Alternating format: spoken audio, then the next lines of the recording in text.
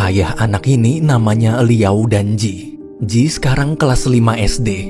Setiap pulang sekolah dia selalu mampir ke restoran nungguin ayahnya. Liao kerja sebagai pelayan di restoran itu. Semenjak istrinya meninggal, Liao harus mengurus Ji seorang diri. Malamnya selesai kerja, mereka berdua pulang. Di rumah, waktu Liao lagi asik main saksofon, ada wanita cantik datang menagih uang sewa kontrakan. Namanya Lin. Saat ngobrol, Lin menawarkan bulan depan kios baru milik bosnya yang berlokasi di pinggir jalan sudah siap. Kalau nggak salah dulu Liao sempat bilang mau buka usaha salon. Kenapa nggak coba sewa kios itu aja? Namun sayang, Liao belum punya modal. Setelah Lin pergi, Liao mengukur baju Ji sambil bilang, daripada kita ngontrak terus, mending beli kios saja sekalian. Meski gaji ayah kecil, tapi kalau kita sabar menabung selama 3 tahun, kita pasti bisa punya kios sendiri. Mendengar itu, Ji senang. Dari dulu dia pengen banget buka salon impian almarhum ibunya yang belum sempat diwujudkan. Besok paginya, pas baru bangun, Ji langsung menghitung hari. Dia nggak sabar ingin cepat-cepat punya kios.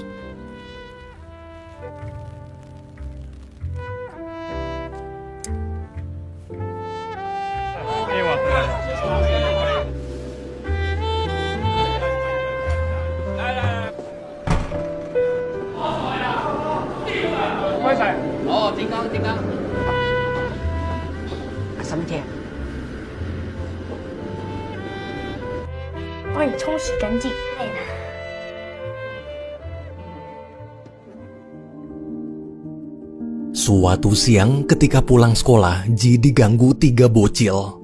Waktu ayahnya diejek miskin, dia cuma bisa diam menahan kesal, tak berani melawan karena badan mereka lebih gede. Malamnya, Ji menemani sang ayah menghadiri acara pesta pernikahan adiknya. Selesai acara, gara-gara kebanyakan minum, Liao muntah-muntah. Dengan kondisi mabuk parah, Liao memberitahu ayah baru aja dapat pinjaman uang dari adiknya. Bukan cuma buat modal usaha beli peralatan aja, tapi uangnya juga cukup untuk membeli kios. Mendengar kabar itu, Ji girang. Sebentar lagi mimpi keluarga kita bisa terwujud.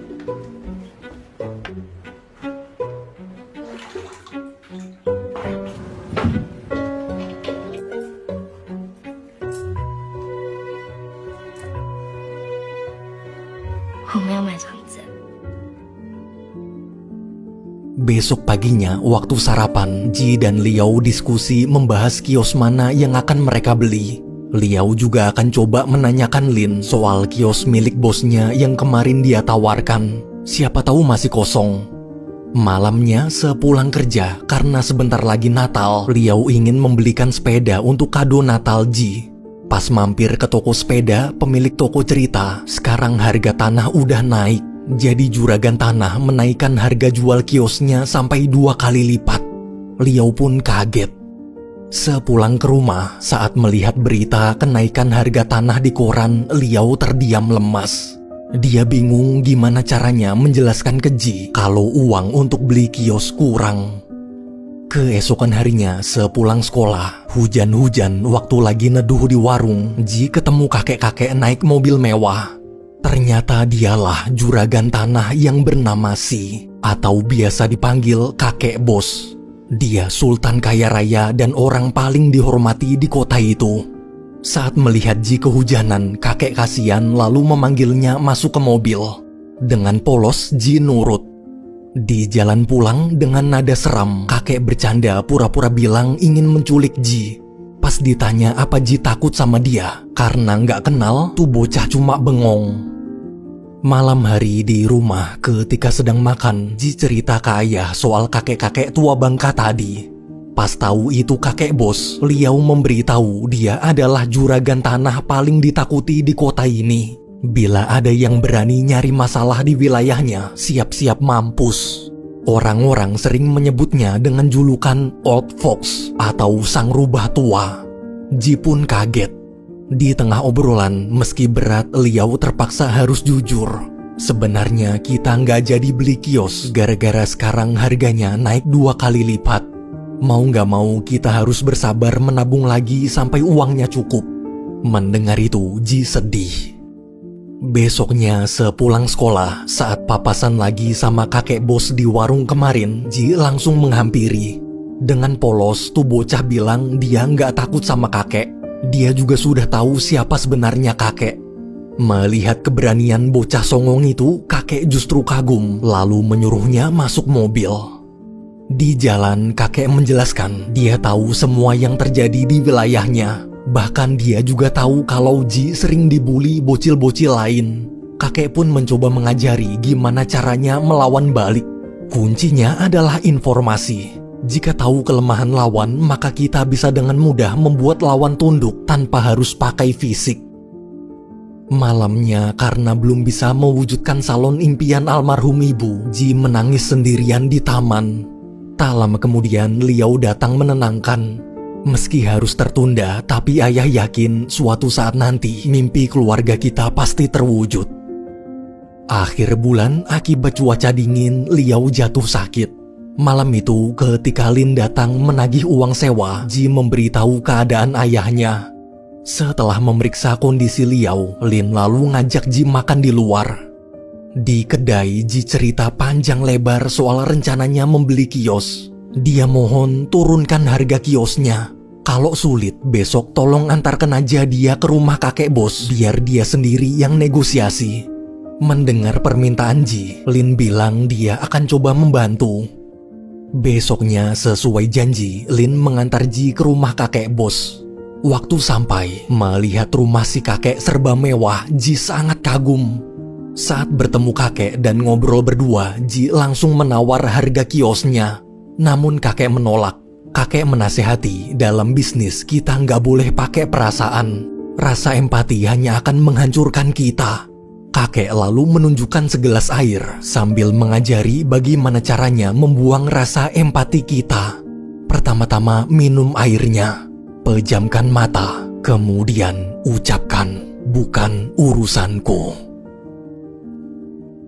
Malamnya, melihat Ji diantar pulang sang rubah tua, Liao panik. Karena khawatir, Liao berusaha mengingatkan Ji agar jangan dekat-dekat sama kakek bos. Nanti kita bisa kena masalah. Namun Ji tak mau dengar. Dia langsung masuk kamar sambil bilang, "Bukan urusanku." Liao pun istighfar. Beberapa hari kemudian, Natal tiba. Malam itu selesai kerja, Liao buru-buru pulang membawa kado Natal dan sepeda baru untuk Ji. Awalnya Ji masih ngambek, tapi pas tahu ayahnya bawa kado, dia senang. Setelah membuka satu persatu kadonya, Liao menyuruh Ji memakai jaket karena di luar ada kado spesial.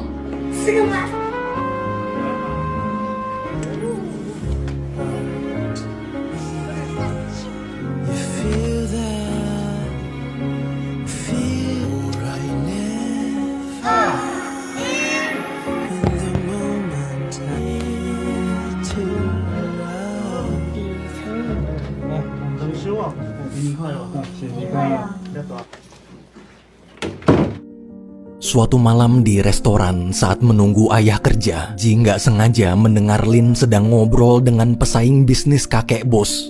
Di balik pintu, waktu nguping, Ji kaget. Ternyata Lin ingin menjalin kerjasama untuk menjatuhkan kakek bos. Artinya, Lin berkhianat. Selesai nguping, biar nggak ketahuan, Ji buru-buru pulang. Di jalan, kebetulan Ji ketemu kakek bos. Karena lagi nyetir sendirian, kakek ngajak Ji naik mobil keliling taman.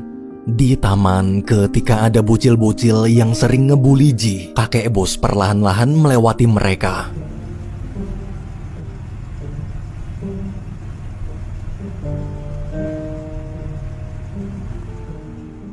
Setelah melihat ekspresi ketakutan mereka, Ji sangat puas. Dia pengen banget jadi kayak kakek yang ditakuti banyak orang. Sambil tertawa, kakek bilang kuncinya adalah uang. Jika punya banyak uang, orang-orang pasti akan menghormati kita. Oh iya, Ji baru ingat. Dia lalu cerita panjang lebar tentang pengkhianatan Lin. Mendengar itu, kakek kaget.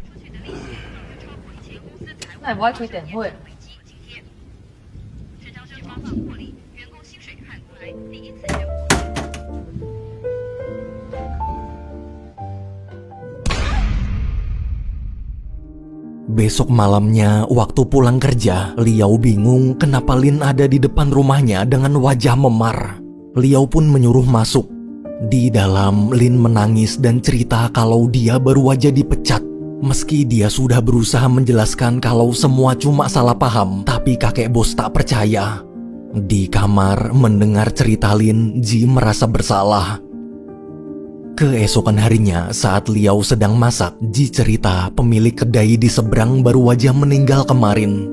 Karena kiosnya dianggap angker, mungkin sekarang harganya turun. Kenapa kita nggak coba membelinya? Namun Liao melarang. Kita nggak boleh memanfaatkan musibah orang demi keuntungan pribadi. Bukannya nurut, Ji justru berkata, masalah mereka bukan urusan kita. Liao pun nabok tuh bocah. Siangnya, tanpa persetujuan ayah, Ji tetap ingin meminta kakek bos menurunkan harga kios angkernya. Waktu lagi nunggu di depan warung, Ji nggak sengaja ketemu 3 bocil pembuli. Dengan percaya diri, Ji menghampiri lalu mengancam kalau nggak mau kena masalah jangan pernah macam-macam sama dia lagi. Semua langsung lari ketakutan. Karena kelamaan nunggu, Ji memutuskan pergi ke pabriknya kakek. Sesampainya di pabrik, saat bertemu, lagi-lagi kakek tetap tak mau menjual kiosnya dengan harga murah. Si Ji malah nangis. Kakek lalu ngajak ngobrol di kantor. Setelah tenang, kakek bilang dia pernah bertemu ayah Ji. Dulu saat sedang ke rumah sakit, kebetulan kakek satu lift dengan Liao dan istrinya. Waktu itu Ji baru lahir. Namun selama di lift, Liao terlihat berusaha menutupi kebahagiaannya agar tak menyakiti hati kakek. Karena di hari yang sama, ibu kakek baru aja meninggal dunia. Padahal kakek nggak cerita sama sekali. Liao sangat peka, seperti tahu apa yang dirasakan orang di sekitarnya. Dari belakang, melihat sikap kepedulian Liao, kakek hanya terdiam. Selesai cerita, kakek bilang sifat ibunya dan sifat Liao sama. Sama-sama terlalu peduli pada perasaan orang lain. Baginya itulah sifat seorang pecundang. Karena udah malam, kakek lalu mengantar Ji pulang. Di jalan, kakek cerita dulu ibunya adalah seorang pemulung. Tapi walaupun terlahir di keluarga miskin, bukan berarti kita tak bisa merubah keadaan. Semenjak ibunya meninggal, kakek terus bekerja keras dan membuang jauh-jauh sifat empatinya. Di tengah obrolan, waktu Ji memutar musik di mobil, seketika kakek teringat masa kecilnya saat masih miskin. Sama seperti Ji, dulu dia juga selalu memohon belas kasihan orang lain untuk bisa dapat tempat tinggal. Setelah teringat kenangan pahit itu, karena tak kuat menahan sedih, kakek menghentikan mobilnya. Kakek di situ sadar dia dan Ji memiliki kesamaan, sama-sama dendam pada kemiskinan. Namun saat Ji bilang kalau sudah besar nanti dia nggak mau jadi seperti kakek, kakek langsung terdiam. Ucapan Ji barusan sama persis seperti ucapan almarhum putranya dulu sebelum meninggal. Di momen itu, sang rubah tua akhirnya sadar betapa brengseknya dia selama ini. Sesampainya di depan rumah, sebelum berpisah, kakek memutuskan berubah pikiran. Dia setuju menurunkan harga kiosnya untuk Ji. Ia janji besok akan membicarakannya dengan Liao. Mendengar itu, Ji kaget. Di rumah, Ji menangis terharu sambil menulis pesan di kertas untuk ayah. Pesan bertuliskan, akhirnya cita-cita ibu terwujud. 想不曾修炼，就是生机。若无情，只出一个家庭。哦，暗里感有大体，为着我，嘿嘿嘿哦。 Keesokan harinya, sesuai janji, kakek bos datang menemui Liao. Kakek bilang dia baru aja mengusir keluarga pemilik kedai. Sekarang kiosnya sudah kosong. Kalau mau, Liao bisa membelinya dengan harga murah. Tapi Liao menolak. Ia justru memohon agar kakek membiarkan keluarga pemilik kedai tetap menempati kiosnya. Ia tak ingin keluarga itu sedih, apalagi ayah mereka baru aja meninggal. Mendengar ucapan Liao, kakek tersenyum kagum.